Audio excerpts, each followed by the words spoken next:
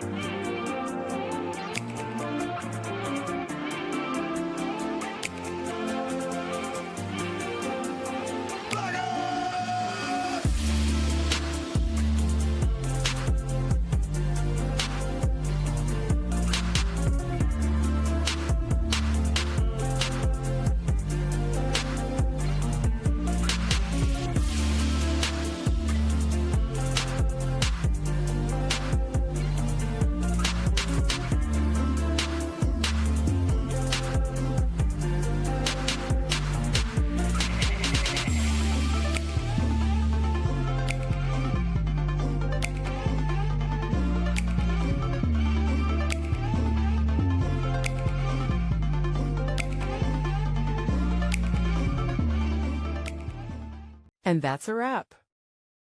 I hope you found the answer you were looking for. If you did, take a second to hit that subscribe button. It really helps out.